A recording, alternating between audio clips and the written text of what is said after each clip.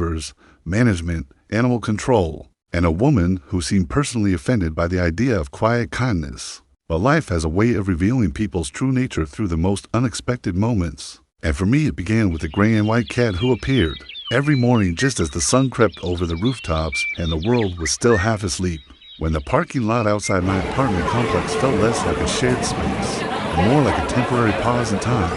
where engines were silent, footsteps were soft, and the day hadn't yet decided what it wanted from anyone. I first noticed the cat late one winter morning when the air carried that sharp bite that settles into your lungs, the kind that makes you pull your jacket tighter without thinking. As she was sitting near the bushes by the far end of the lot, tucked in on herself with her tail wrapped around her paws as if she were trying to disappear into the shadows, her ribs faintly visible beneath her fur if you looked long enough. Though she didn't cry or beg or run toward anyone, just watched the world with careful eyes that suggested she'd learned long ago that attention didn't always mean safety, and something about that quiet patience stayed with me as I went to work, nagging at the back of my mind throughout the day until, on my way home, I stopped at a small store and bought a can of cat food without overthinking it, telling myself it was a what-I'm thing, just a small act to ease my conscience. That one time quickly became every morning, not because I felt obligated, but because the routine settled into my life naturally,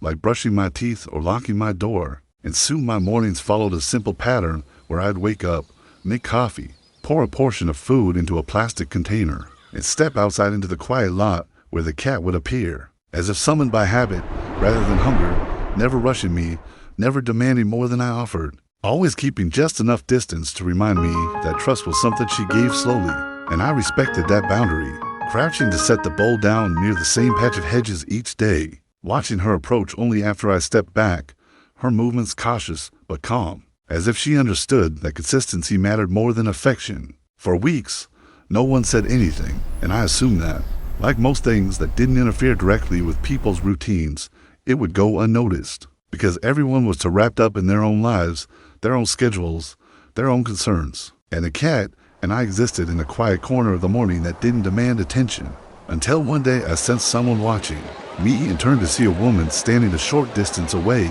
with her small white dog held close to her chest, her posture stiff, her expression tight. And before I could even straighten up fully, she spoke with a sharpness that felt rehearsed, asking if I knew I was creating a health hazard. The words delivered with the confidence of someone who had already decided she was right. I explained calmly that it was just one cat,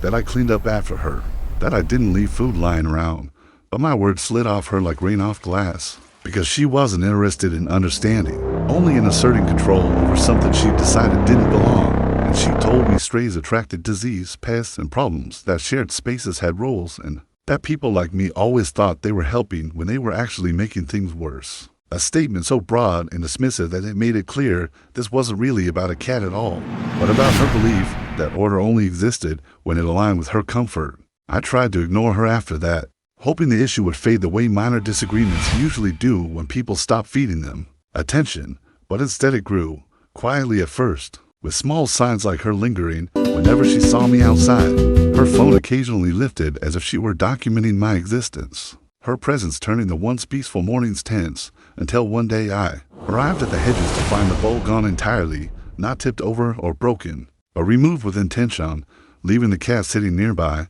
confused, her tail flicking as she looked between me and the empty space where food had always been. And in that moment I felt a surprising weight in my chest, not because of the inconvenience, but because someone had decided to interfere with a living being simply to make a point. The next escalation came in the form of an email from property management, polite but firm, informing me that a complaint had been filed regarding unauthorized feeding of stray animals, and that I was expected to stop immediately or face potential fines. And as I read it, I realized how easily authority could be weaponized when paired with persistence. Because it didn't matter that I wasn't harming anyone, or that the cat wasn't aggressive, or that I had been careful and respectful. What mattered was that someone louder had complained, and their discomfort had been elevated above compassion. I replied with reason, explaining the situation, offering compromises, even suggesting I move the feeding area farther away from the building. But the response I received made it clear that convenience outweighed nuance,